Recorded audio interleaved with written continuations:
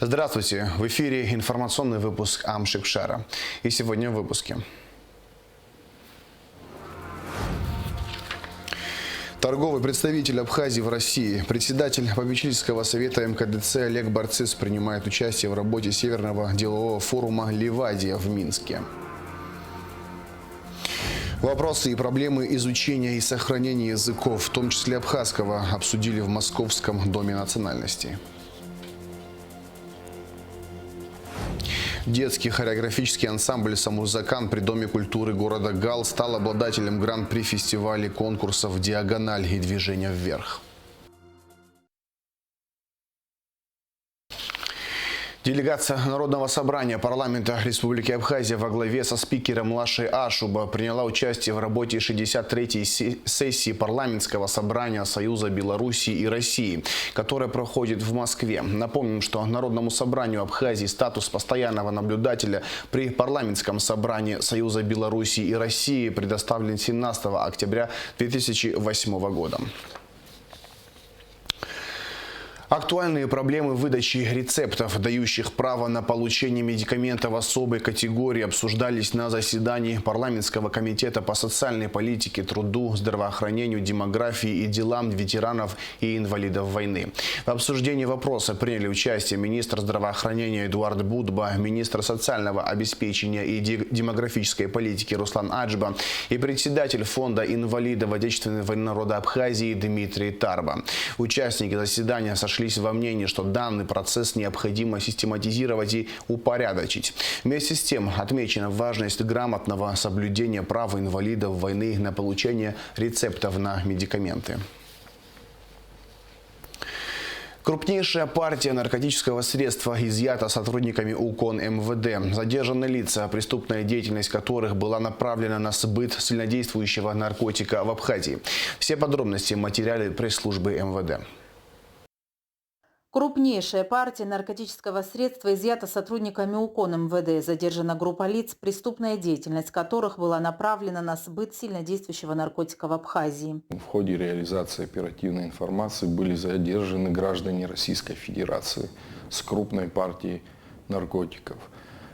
Данные граждане на протяжении длительного периода занимались ввозом и сбытом на территории Республики Абхазии синтетических наркотиков метадон. Задержание подозреваемых проведено на посту ГАИ, когда сотрудники УКОН МВД совместно с уголовным розыском Гудаутского райотдела остановили автомобиль с российскими госномерными знаками 48-го региона. Водитель автомобиля, житель Липецкой области Киселев Сергей Владимирович, 1982 года рождения, был доставлен в служебный кабинет УКОН МВД для личного досмотра. Гражданин не отрицал факт наличия при себе наркотического средства, а также подтвердил цель хранения такового. 87 свертков. Поясните нам, пожалуйста, для чего вам нужны эти свертки? Для реализации. В каком виде? В виде закладок. В виде закладок. В общей сложности в хранимом у мужчины чулке содержалось более 91 грамма расфасованного в целлофановые свертки вещества, как впоследствии установлено в экспертно-криминалистическом центре МВД наркотического средства метадон. Личному досмотру была подвергнута и спутница гражданина Киселева, жительница города Люберцы Московской области Дубровина Роза Егоровна, 1984 года рождения. Женщина призналась, что имеет при себе запрещенное вещество и свою часть хранимых свертков выдала добровольно. Всего у гражданки Дубровиной изъято 70 готовых к реализации расфасовок в черные и белые полиэтиленовые пакетики аналогичного вещества. Масса наркотического средства метадон, в которых составила 78,260 грамм. Также у обоих задержанных были изъяты сотовые телефоны и множество пластиковых банковских карт. При осмотре транспортного средства, на котором передвигались по Абхазии граждане Киселева и Дубровина, сотрудниками УКОН в салоне под бардачком обнаружен тайник. Граждане, помогли.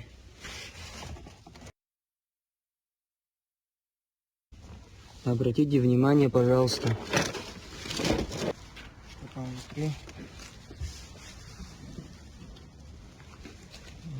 Свертки Разложив на обозрение участникам процесса содержимое данного мешка, сотрудники милиции пересчитали все свертки, аналогично упакованные в черные и белые целлофановые обмотки. В общей сложности 141 сверток. Экспертами же установлено, что в этих расфасовках содержалось около 159 грамм наркотического средства метадон. Аналогичное вещество. Обратите внимание. В ходе оперативно-розыскных мероприятий в отношении граждан Киселева и Дубровиной установлено, что последние ранее совершили тайные закладки. Наркокоммерсанты, прибыв в Абхазию, разместились в одном из отелей города Сухум и приступили к реализации своего преступного умысла, разложив некоторую часть смертоносного товара. Закладки делались вдоль проселочных дорог в Гулырыбском районе. Мы находимся в селе Бабушара Гулырыбского района. Гражданин Киселев указал на железный столб, который расположен примерно в 1 метре от проселочной дороги. Граждане понятые, обратите внимание, в земле мы обнаруживаем полиэтиленовый сверток черного цвета. Внутри данного полиэтиленового свертка черного цвета находился полиэтиленовый пакет светлого цвета, внутри которого... Примерно на одной территории, около 400 метров от съезда с проселочной дороги, гражданин Киселев разложил в тайные места под строительными блоками, балками, столбами, у трансформаторной будки и труб свертки с аналогичным наркотическим средством. Общая масса метадона, изъятая сотрудниками УКОН МВД при осмотре данных участков местности, составила более 27,5 грамм. При участии гражданки Дубровиной, также в присутствии граждан, приглашенных в качестве понятых, вдоль проселочной дороги сотрудниками УКОН было обнаружено еще 6 мест тайных закладок, из которых изъято более 7 грамм наркотического средства метадон. При вскрытии обнаружено, что внутри полиэтиленового пакета обнаружен вещество белого цвета. У задержанных было изъято наркотическое вещество свыше 360 грамм, что на данный момент является рекордным весом изъятого из незаконного оборота наркотиков на территории Республики Абхазия. Деяния, совершенные вышеназванными гражданами, подпадают под категорию особо тяжких преступлений в сфере незаконного оборота наркотических средств, преступления, совершенного против здоровья населения и общественной нравственности. Последним вменяется незаконное приобретение, перевозка, хранение с целью сбыта, а равно сбыт наркотических средств в особо крупном размере. Тактика оперативных разработок сотрудников наркоконтроля МВД Абхазии направлена на выявление и задержание преступных элементов с поличным. Из незаконного оборота изымаются наркотические средства на десятки миллионов рублей. Кроме того, нами установлены все лица данного преступного сообщества так называемым семейным бизнесом, управлением которым они занимаются с территории Российской Федерации, в частности город Москва. В отношении организатора данного наркоканала, личность которого нами уже установлена, совместно с коллегами, деятельность которой мы будем пресекать уже на территории Российской Федерации. Правосудие Республики Абхазия предусматривает уголовную ответственность за подобного рода преступления в виде длительного срока лишения свободы, вплоть до пожизненного заключения. Граждане Киселева и Дубровина содержатся под стражей. Расследование проводит следственный отдел УВД по городу Сухум. По поручению президента Абхазии Аслана Абжаня в ЛНР доставлено более 20 тонн мандарин, сообщает пресс-служба МЧС Луганской Народной Республики. Фрукты будут переданы детям в преддверии новогодних праздников. Гуманитарная колонна МЧС отправилась из Абхазии 16 декабря. Гуманитарный груз в ЛНР, ДНР, Запорожскую и Херсонскую области сопровождает лично министр по чрезвычайным ситуациям Лев Квицыня.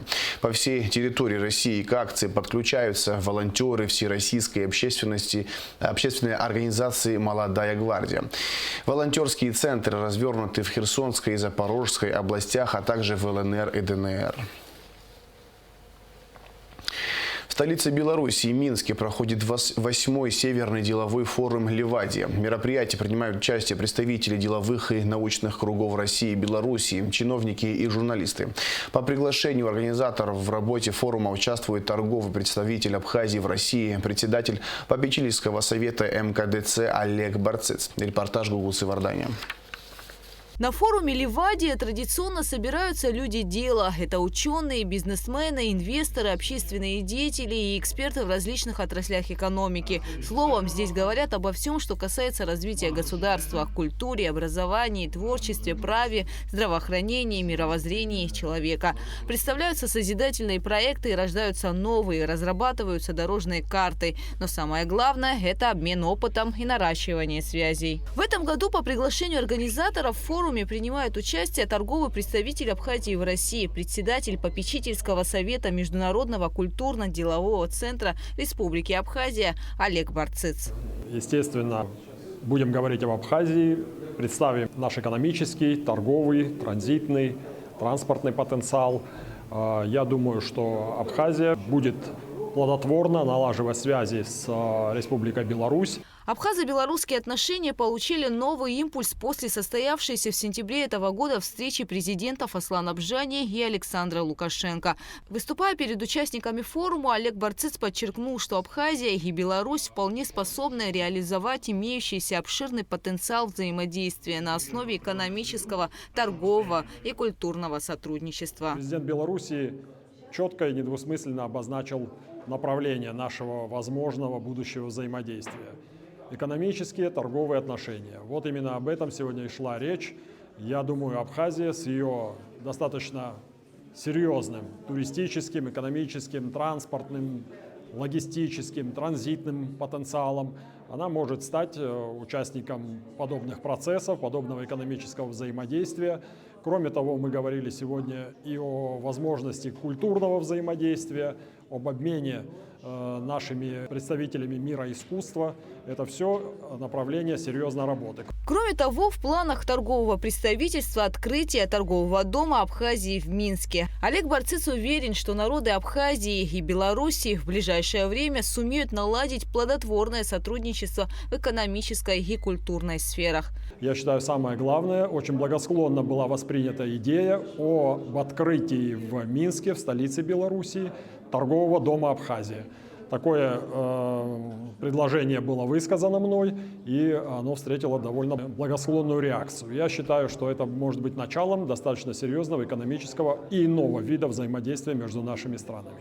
Форум Ливадия начался большой пленарной дискуссией 16 декабря. 17-18 декабря на его площадках прошло знакомство участников, презентации проектов на различную тематику. Также для гостей были организованы экскурсии. 8-й форум Ливадия в Минске проходит именно для того, чтобы получить наиболее такую четкую картину, образ того, как и в части смыслов, и в части необходимых решений, социальных, экономических, политических, возможно, решений. Международный деловой форум завершится 20 декабря. Гугуца Вардания, Абхазское телевидение. Ушел из жизни председатель Республиканского комитета профсоюза работников госучреждений, кавалер ордена Ахцепша третьей степени, ветеран Отечественной войны народа Абхазии Анатолий Бганба. Актив Федерации независимых профсоюзов Абхазии выражает искренние соболезнования родным и близким Анатолия Бганба. Студенты АГУ проводят работу по поиску сведений о судьбах антифашистов и участников сопротивления немецким нацистам во время Великой Отечественной войны в рамках проекта Григория Скворцова «Возвращение имени». Студенты проверяют данные архива 27 стран Европы. Уже обработаны списки с именами узников концлагерей из Венгрии, Сербии, Франции и Бельгии. Телеканал Russia Today впервые будет освещать списки для зрителей Франции и Бельгии. Проект «Возвращение имени» проводится в Абхазии с 2016 года. Уже в воскресенье будет передача известному общественному деятелю в России, уроженцу Франции, Ксавье Маро на телеканал «Россия сегодня», которая начнет показывать эти списки на французском языке. Рад сказать о неравнодушном поколении среди наших студентов, которые помогли найти места захоронения родных и близких в Великой Отечественной войны 1941-1945 годов. И хотелось бы особую благодарность выразить нашему ректору, академику РАН Олегу Алексеевичу Гвараме за поддержку в данном проекте. В Московском доме национальностей состоялся круглый стол «Язык и я», организованный посольством Республики Абхазия в России. Обсуждались вопросы и проблемы изучения и сохранения языков, в том числе абхазского, а также их функционирования и развития. В мероприятии приняли участие члены посольства, писатели, поэты, историки, филологи и студенты. Шазина Ханагуа расскажет подробности. На планете Земля люди говорят более чем на 600 языках. Существуют и мертвые языки. По данным Атласа языков мира, за 2010 год около 2500 языков находятся под угрозой исчезновения. В России их число составляет 136. Должно ли это вызывать опасения или наоборот упростит коммуникацию между носителями различных культур? На базе дискуссионной платформы при посольстве Абхазии в России рассмотрели вопросы и проблемы, связанные с ролью языка в системе культуры, его изучением и сохранением, а также функционированием и развитием исчезающих языков и этнокультурных традиций. Участники обсудили проблему абхазского языка. Мы озабочены тем, что у нас много страниц трагических в нашей истории абхазской, когда целенаправленно уничтожали, лишали возможности говорить на родном языке. Уничтожали не только население абхазское, говорящее на абхазском языке, абхазский народ, но и памятники культуры, истории, архивы сжигали, музеи сжигали. И сегодня обращать на такие проблемы очень важно, когда мир нестабилен, идут войны, идут целенаправленные уничтожения культуры, чтобы потом говорить, а вас здесь и не было. Нам, к сожалению, такое говорили наши соседи грузины, которые пришли к нам войной в 1992 году. С каждым поколением язык меняет свою форму, привносится много новых слов, старые слова не забываются, меняются смыслы, даже в некотором смысле можно говорить о изменении и морфологии, и фонетики, и всего что угодно. Вот. Но несмотря на это, очень важно, когда обсуждаем проблемы малых народов, но абхазский народ, конечно, не малый народ, народ, который имеет собственную государственность. И в этом смысле, конечно, очень важно уделять внимание тем народам, которые с Россией верят в Россию. И в современных сложных условиях чувствуем свою взаимосвязь. Писатель, историк, переводчик Денис Чачхали отметил, что тема сохранения абхазского языка актуальна не только для Абхазии, но и для всего мира. То, что об этом говорится, обсуждается, и люди ищут способы того, чтобы остановить этот процесс деградации,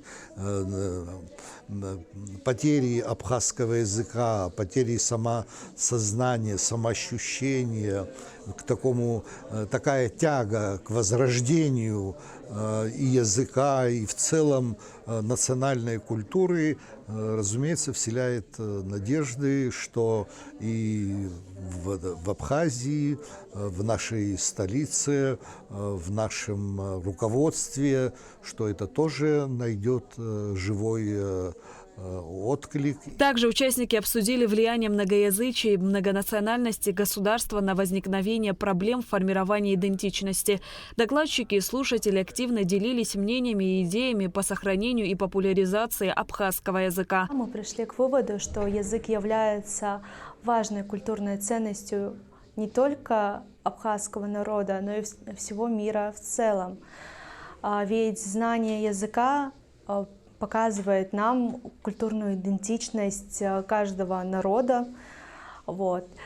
И хочу выразить огромную благодарность организаторам данного мероприятия, поскольку, проводя подобные мероприятия, мы осознаем важность всего культурного наследия каждой стран. Абхазию и Осетию всегда связывали очень теплые дружеские отношения. Это связано и с нашей общей историей, с очень схожей историей. Вот. И очередной раз убедились в том, насколько абхазский язык богат и красив. Очень бы хотелось, чтобы подобные мероприятия проводились все чаще и чаще, так как это способствует развитию языка в целом. На базе дискуссионной платформы были представлены проекты по сохранению языка. Посольство Абхазии в России окажет поддержку в их реализации. Очень радует, что среди наших соотечественников есть такая активность, в том числе наша молодежь представила некоторые проекты по сохранению, популяризации языка, что очень радует. И, конечно же, посольство Республики Абхазия сделает все возможное, встанет рядом, чтобы эти проекты были реализованы. Посольство Абхазии в России планирует и впредь проводить круглые столы на разные актуальные вопросы. Шазина Ханагуа, Абхазское телевидение. Детский хореографический ансамбль «Самурзакан» при Доме культуры города Гал стал обладателем гран-при фестиваля конкурсов «Диагональ» и «Движение вверх», которые проходили в Москве и Санкт-Петербурге. Ансамбль «Самурзакан» исполнил аланский, горский и абхазский праздничные танцы. Репортаж Рады Чачава. Фестиваль «Движение вверх» проходил в северной столице России с 9 по 11 декабря. В нем принимали участие творческие коллективы, ансамбли и солисты самых разных жанров и направлений – любительские и профессиональные. На всероссийском фестивале «Движение вверх» детский ансамбль «Самурзакан» получил гран-при за абхазский танец и 2 диплома первой степени за албанский и горский танцы. Художественный руководитель ансамбля Беслан Кабаля рассказал, что ансамбль получил приглашение поучаствовать во всероссийском фестивале от председателя жюри конкурса «Дружба народов» Александра Белоусова. Организатором конкурса является арт-комитет «Московское время» во главе с Белоусовым Александром. Ансамбль также принял участие в международном фестивале «Диагональ», который прошел в Москве 11 декабря. Танцоры из Абхазии завоевали 2 диплома в номинации «Народная хореография» за абхазский и горский танцы и гран-при за албанский танец.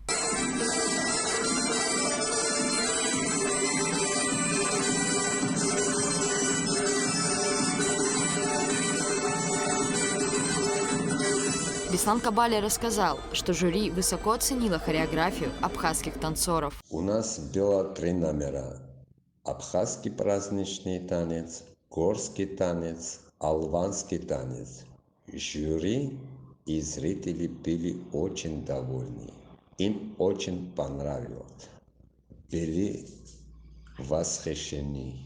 Детский ансамбль из Гала получил приглашение на фестиваль в Чеченскую Республику в мае 2023 года. Будем представлять абхазский праздничный танец, горский танец и албанский танец. У нас 3 номера, которые будем представлять. Участие ансамбля в фестивалях стало возможным благодаря поддержке главы государства, депутатов Народного собрания, руководства Минкульта и районной администрации. Рада Чачава, Абхазское телевидение.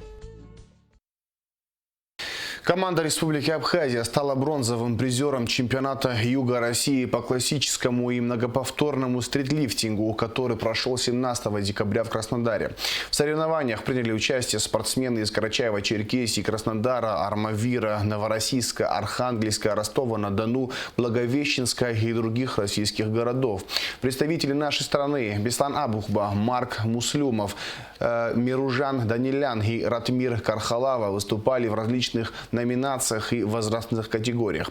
По итогам турнира Беслан Абухба занял 2 первых места, установив рекорд Краснодарского края в номинации «Мультилифт». Марк Муслюмов занял 1 первое место, выполнив норматив мастер спорта. Миружан Данилян выиграл 2 золота. Наилучших результатов добился молодой спортсмен Ратмир Кархалава 4 золотыми медалями в категории юношей. В завершении выпуска расскажем о погоде.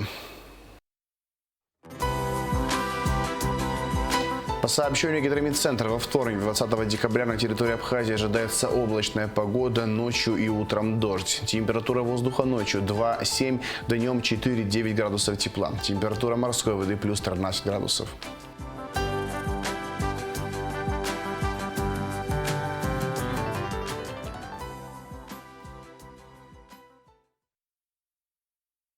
Информационный выпуск Амши Ушара подошел к концу. Всего хорошего. До свидания.